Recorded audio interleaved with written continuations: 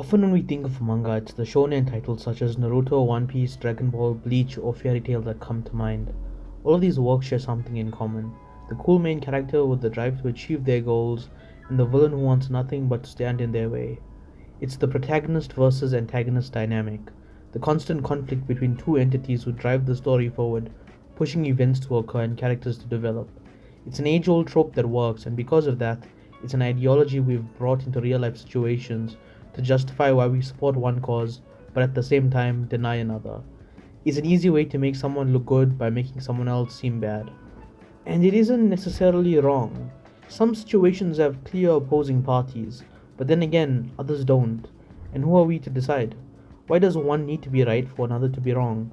Homunculus poses this question to the reader and allows us to explore it through the story itself. The first page of Homunculus shows us a man curled up in the fetal position, sleeping in his car. This is Susumu Nakoshi, our main character.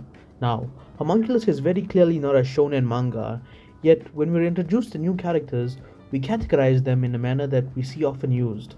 As Nakoshi is our main character, he's also our protagonist and our hero. We then come to learn that he's homeless, yet he lives in a car and continues to wear his suit because he is in denial. He previously lived a life of luxury, and now he parks his car between the high-rise buildings of the city he once indulged in and the park of the homeless people that is now his reality. He sees himself as something in between, and he uses his car as a literal symbol for that. He enters the park and speaks to a man named Ken who questions him on why he doesn't sleep in a tent rather than his car, to which Nakoshi replies saying that it's just more comfortable. Nakoshi then spends a large portion of his day loitering around the park until he eventually decides to tune up his car. Afterwards, he heads back to the park with a bottle of sake to meet with the other vagrants of the park, one of whom has recently shown up and was previously a chef known as Ita. Ita tells Nakoshi that he had previously seen him tuning up his car and asks if he had a job working with cars, to which Nakoshi responds, telling Ita that he's very perceptive and tells him that he's a mechanic, speaking in an earnest way, very much indicating that he is telling the truth. Nakoshi leaves and the other homeless people tell Ita that Nakoshi is in fact not a mechanic. He's also told them he'd been a school teacher or an illustrator, but the only thing they truly know about him is that he's a pathological liar. We switch over to a scene of Nakoshi in the public bathroom of the park. He's making himself throw up all of the food he just ate with the other homeless people. This further indicates to us how in denial he is and shows us that our protagonist is not only flawed but also weak. His inability to accept his reality extends so far that even though he is starving, he cannot bear to face his reality. He then gets in his car and goes for a drive. He's clearly running out of money for food, but he needs it all to pay for gas for his car. He needs to drive. He needs to know that unlike the other homeless people, he is not bound to the park.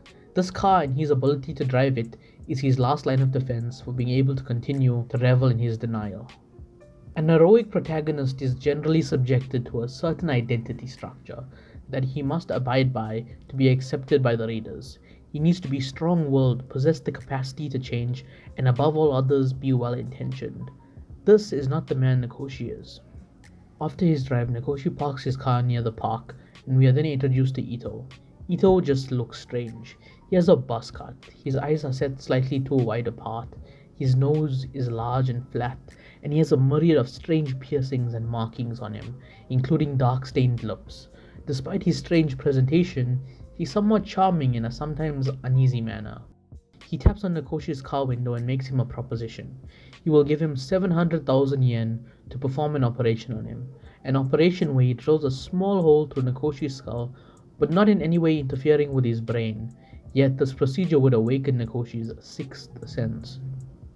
Despite the outrageous nature of what Ito has offered, Nakoshi jokingly proposes that he would instead drill the hole in Ito's skull, and in exchange Ito would give him 350,000 yen instead of the original 700,000 yen.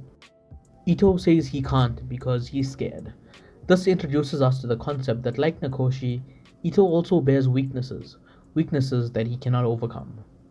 Ito says that the person to undergo this procedure has to be Nakoshi, as he both literally and metaphorically lives on the line between luxury and poverty. Nakoshi of course swiftly declines the offer. From the moment we meet Ito, he not only behaves and presents himself in a strange way, but he also seems to hint at bringing harm to our protagonist through this procedure. Furthermore, in opposition to Nakoshi's attempt to conceal his identity and become someone else, Ito wants Nakoshi because of who he really is and what that represents. This initially allows us to assign him the role of antagonist. Later on, back at the park, Nakoshi converses with Ken again, and he's told about some of the lengths some homeless people have gone through just to get some money, including selling their organs as well as their identity. And even when they manage to get their hands on this money, they have no use for it, so they just hoard it, like a good luck charm. Just then another man runs into the park yelling at Nakoshi that his car has been towed away, and the longer he waits to get it back, the more it will cost. Nakoshi immediately panics as he does not possess the money to retrieve it. He begins looking through a newspaper seeking job opportunities, but in a frantic state, he states that he can't go back, referring to his old job and this life he once lived. While Nakoshi pretends to maintain the appearance that he still lives this life of luxury, we also see that there are things about this lifestyle that disturbs Nakoshi to his core to such an extent that he becomes physically sick when thinking about it. He's stuck playing out the charade that he doesn't believe in, as he has nothing else to hold on to other than the person he used to be. And so Nakoshi travels through the park and eventually finds Ito proposing the offer to another man. They go to some fairly highbrow restaurant where Nakoshi tells him he'll accept Ito's offer while also accusing him of towing his car in the first place. And this further situates Ito as being our villain, as we are led to believe that he intentionally manipulates our protagonist for self-gain. Ito then introduces himself to Nakoshi, describing himself as a rich boy, as he is a medical student and his father runs a large brain surgery hospital, further pushing Ito into this antagonist role as we come to understand that he truly hasn't worked for anything. Nakoshi then asks Ito if his medical school is okay with him looking the way he does, and Ito reveals that many of his piercings are fake and the markings are merely drawn on, allowing us to see that he lives this dual lifestyle, transforming from who he wants to be and who he needs to be to maintain his lifestyle. Nakoshi questions Ito regarding his reasons for wanting to perform this trepanation surgery, with Ito responding that he just wishes to know more about humans, and Nakoshi then aptly labeling him as a human otaku. Ito, just like Nakoshi, is split. He lives two lives, one where he becomes who he wants to be, and the other one where he becomes who he thinks he has to be. But unlike Nakoshi, Ito is not in denial. Denial is a big part of Nakoshi's character, as it allows him to continuously pretend to be someone else, so that he doesn't have to be himself.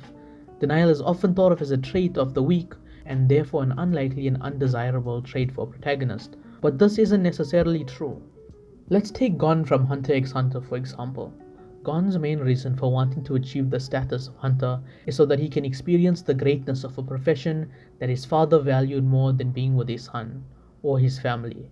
Gon has to believe that being a hunter is an experience comparable to no other, otherwise he would have to face the idea that his father just abandoned him and his family because he simply didn't want to be there.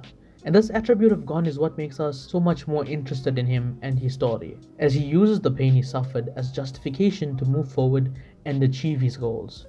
That's what we like seeing in a protagonist: ambition. But Nakoshi isn't like Gon. He isn't using his pain to move forward. He's moving because he's running away from something. Rather than ambition, Nakoshi acts through fear.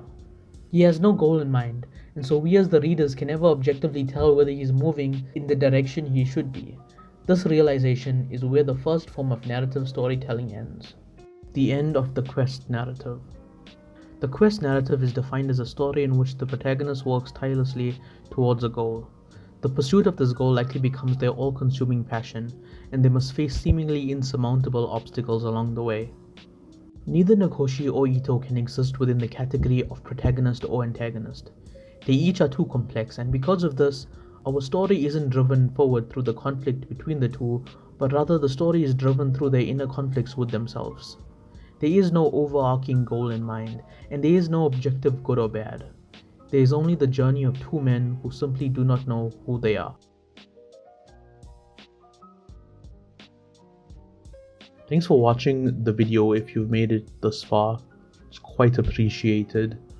And also be sure to, like and subscribe, and preferably comment so that I know if this was good or bad, or I can make it better. But anyway, hope you guys enjoyed this analysis video. Goodbye.